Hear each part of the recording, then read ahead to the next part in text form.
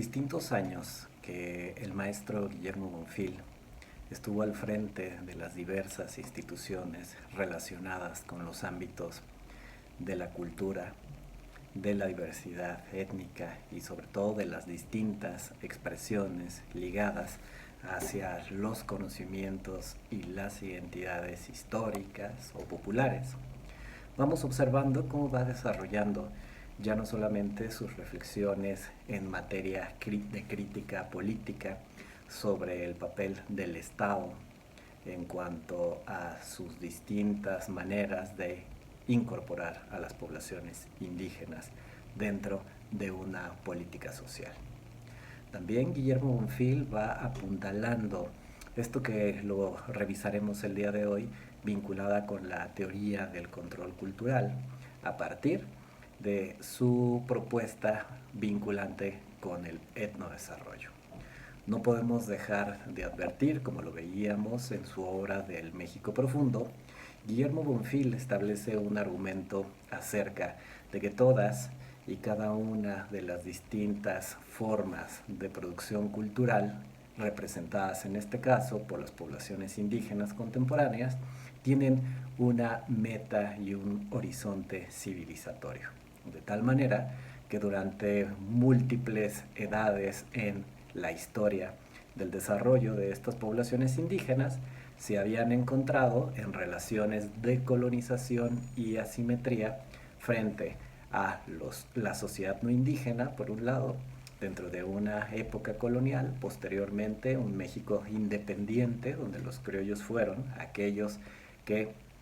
tuvieron las prebendas de la independencia, así como a la llegada de la Revolución Mexicana, donde frente a la promesa de tierra y libertad, las poblaciones indígenas no tuvieron la posibilidad de tener nuevamente aquellas tierras que les habían usurpado y expropiado los distintos mestizos acaudalados de aquellas épocas,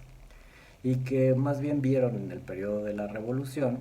una institucionalización de esas promesas. Desde ahí vamos observando cómo el papel del Estado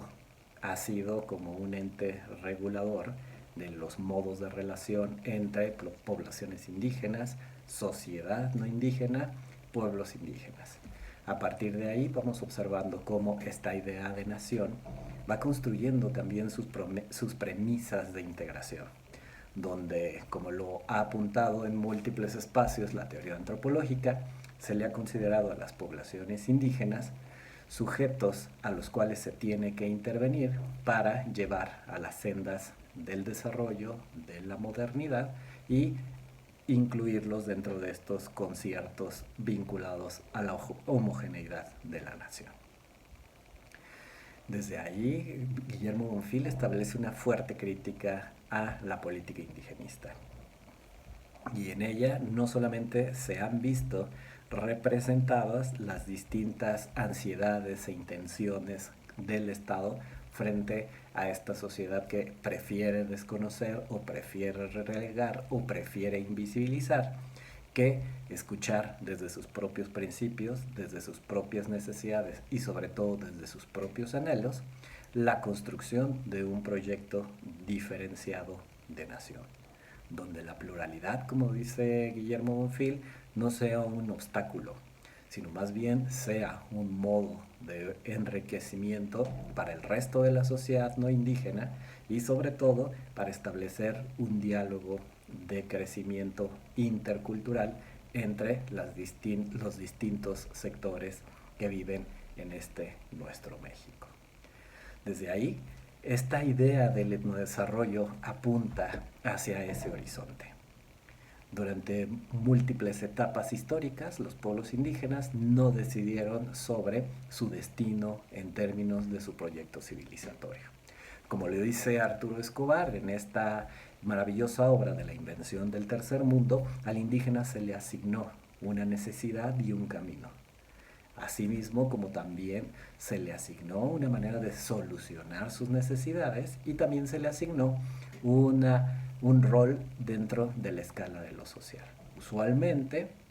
vinculada hacia los sectores más marginados, más precarizados y sobre todo excluidos de los beneficios de ese Estado que construía distintos tipos de alegorías institucionales para la accesibilidad de salud, de educación, de trabajo, de vivienda, y que progresivamente orilló su política vinculada hacia el tratamiento de los pueblos indígenas y que no atendió las distintas necesidades propias de las poblaciones indígenas en ese México. Según Guillermo Bonfil, los dos principales enfoques que existen para hablar en relación con la cultura propia de estos grupos etnolingüísticos tienen que ver principalmente con dos enfoques. Uno, al que lo llama la consideración o consideraciones etnográficas, que versa sobre una descripción, un análisis o una comprensión de que todos los individuos que forman parte de una colectividad indígena poseen de manera homogénea los distintos conjuntos de saberes y de prácticas en relación con su propia cultura. El otro punto de consideración que señala Guillermo Bonfil tiene que ver con el criterio histórico, el cual además asegura que los distintos componentes vinculados con la cultura, entre más añejos, mayor autenticidad tienen. Esto lo podemos observar porque son dos explicaciones en cuanto a la manera en la cual funcionan los modos culturales al interior de estas agrupaciones indígenas. Por un lado, una que homogeniza y además establece que por ser parte de un grupo indígena, todos los individuos tienen un capital simbólico en común, y por otro lado, el criterio en relación a la historia, donde aquellas expresiones que tengan mayor añejamiento podrán hablar de una forma mucho más cercana hacia estos modos de comprensión de la cultura originaria. Guillermo Bonfil, a partir de estas dos polos, señala que es preciso no solamente ubicarnos dentro de una comprensión culturalista de estas sociedades, sino que tenemos que ubicarnos en términos de una construcción y una concepción política de la cultura. Cuando habla de una concepción política, establece tener muy en cuenta que la posición que tiene cada uno de los individuos se interrelaciona con una dinámica de poder hacia el interior de los grupos, pero también de poder hacia el exterior de los grupos. El poder no solamente representado desde las poblaciones indígenas en términos aislados, sino también en cuanto a sus relaciones con la sociedad no indígena, así como las distintas instituciones que forman parte del concierto de poderes asimétricos que se establecen, por ejemplo, en nuestro país. Desde ahí, la noción de control cultural implica necesariamente a la capacidad social para poder decidir sobre los recursos culturales que todos aquellos individuos que forman parte de estos colectivos indígenas tienen en cuanto a sus modos de resolver sus necesidades, sus problemas y sus aspiraciones. Es de tal manera que esta lógica del concepto de control cultural implica esta capacidad de tener una conciencia de parte de los individuos hacia la construcción de un proyecto civilizatorio o un proyecto de etnodesarrollo. Para Guillermo Bonfil, el control cultural debe de ser entendido como un proceso, no como una situación aislada o coyuntural, sino más bien como un proceso que analiza distintos momentos o hitos históricos de las sociedades indígenas en relación con su articulación vinculada con el resto de la sociedad.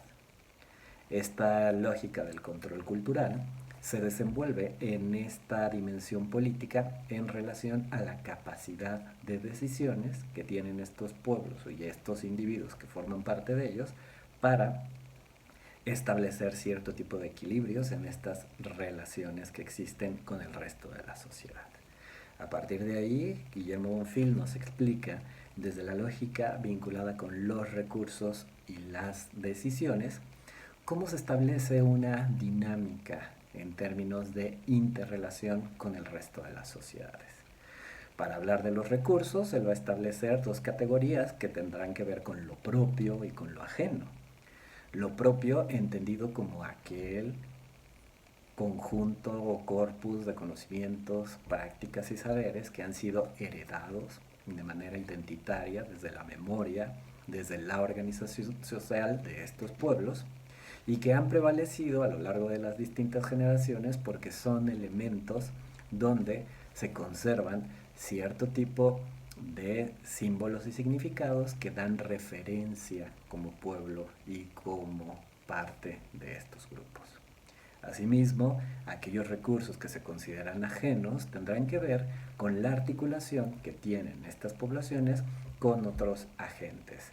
Así podrán ser las distintas políticas vinculadas con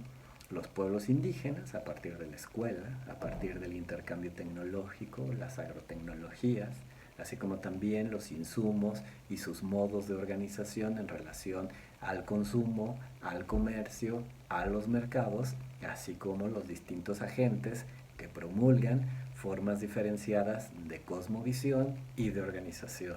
como los partidos políticos y las denominaciones religiosas. De tal manera que Guillermo Bonfil observa que esta lógica de los recursos entre lo propio y lo ajeno tendrá que ver con otra dimensión, que es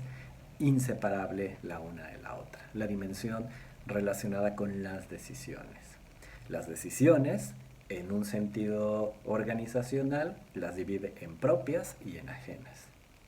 Aquellas que se consideran como propias nos hablan de la cultura autónoma y de la cultura apropiada.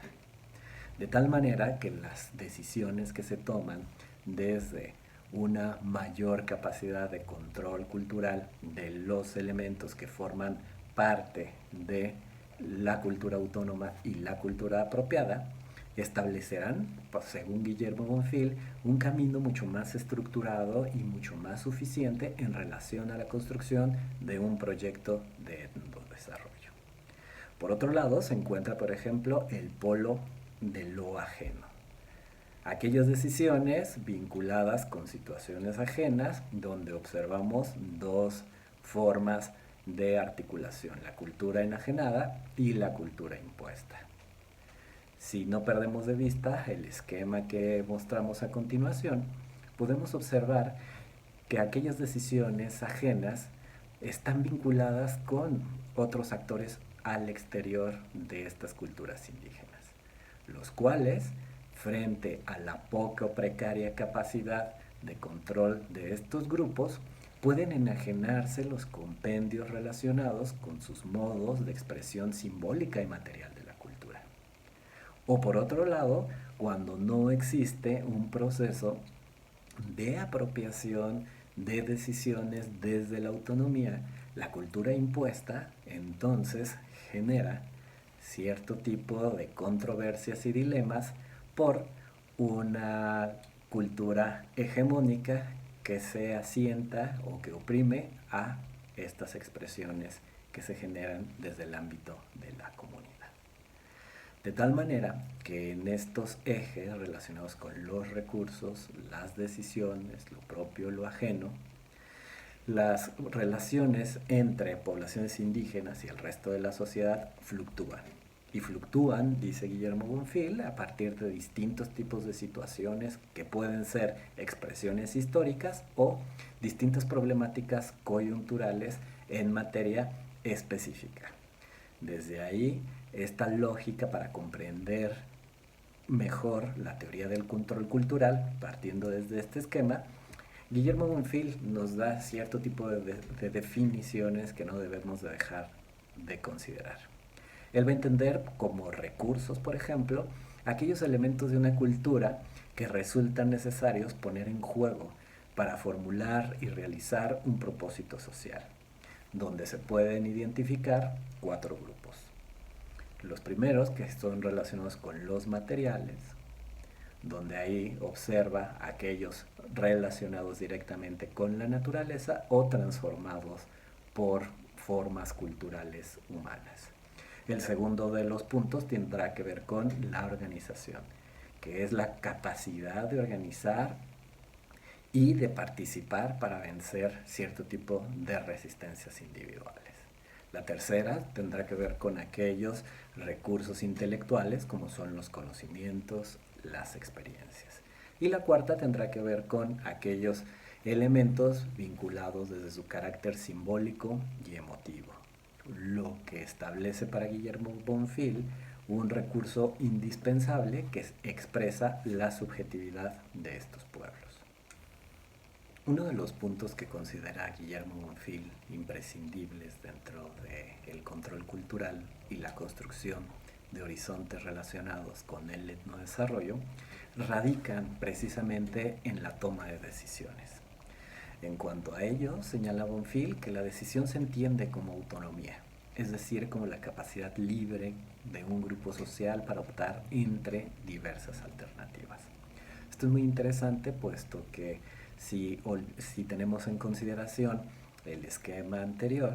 la cultura impuesta y la cultura enajenada en muchas formas establece presión y dominio sobre la toma de decisiones. Para Guillermo Bonfil, a mayor capacidad de control sobre los elementos que forman parte de una cultura, mayor capacidad tendrá de generar procesos de una cultura autónoma. Esto es muy interesante porque además tiene que ver con una gran responsabilidad que se tiene que tener desde los pueblos indígenas o de las distintas sociedades colectivas que pueden estar representados en cuanto a estas posibilidades que ofrece el etnodesarrollo. Según señala Bonfil, esta necesidad de construir un mayor control cultural da la posibilidad de comprender perfectamente el estado de sus recursos, las maneras en las cuales cierto tipo de problemáticas han ido afectando sus compendios organizativos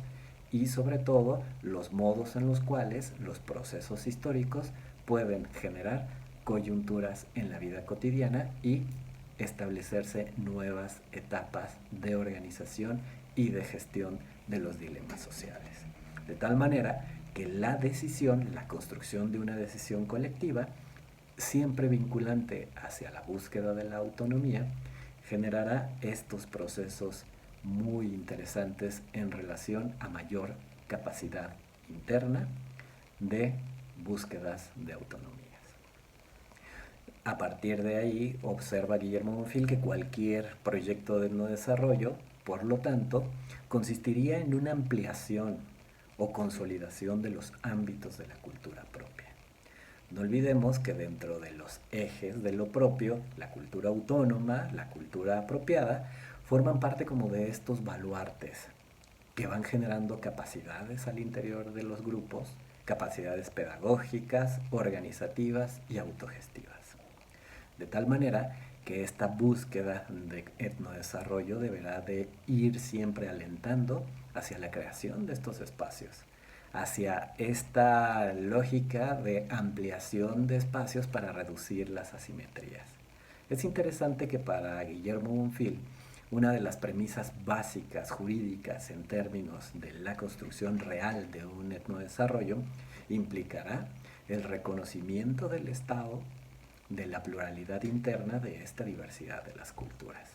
Y no solamente un reconocimiento en términos teóricos o constitucionales, sino es un reconocimiento de facto que implique, por ejemplo, la devolución de los territorios originarios de estos pueblos. Es ahí cuando viene el principal dilema en cuanto a la conformación de los procesos de etnodesarrollo. Hay muchos intereses en juego de una sociedad no indígena y jugará con la ley para no permitir esta construcción en términos de autonomía. No hay que olvidar que la lógica de las relaciones entre poblaciones indígenas y el Estado está articulado también con el resto de las relaciones que se tienen con la sociedad no indígena. De tal manera que la problemática en un nivel político deberá no solamente impulsar la transformación del Estado y sus modos de expresión normativos, sino también deberá de impulsar la transformación de las distintas formas de expresión de la sociedad en relación con su vinculación hacia las poblaciones indígenas, donde tristemente la desigualdad, la discriminación y el racismo han formado parte de la historia compleja de la relación entre la sociedad mexicana y sus componentes culturales de las poblaciones indígenas. Según Guillermo Bonfil, el control de estos recursos propios de la cultura puede ser total, parcial, directa, indirecta, absoluta o relativa. Los procesos de resistencia, apropiación, enajenación e imposición, ellos se entrelazan de manera intrincada y variable según el momento de correlación de fuerzas que los impulsan. Esto quiere decir que para poder estudiar estos tipos de procesos tenemos que ubicarnos, según Guillermo Bonfil, desde la casuística, o sea, desde el estudio del caso completo, en un sentido de proceso histórico, en dimensiones sociales, económicas, políticas y culturales. De tal manera que desde esa perspectiva podemos ubicar de una manera multidimensional y multiescalar las distintas formas de afectación de los dilemas relacionados con el reconocimiento hacia los pueblos indígenas y las formas de enajenación y de apropiación que tienen otros sujetos. Guillermo Bonfil señala que no solamente tenemos que ubicar la transformación jurídica y política de nuestra nación para construir posibilidades tangibles del etnodesarrollo.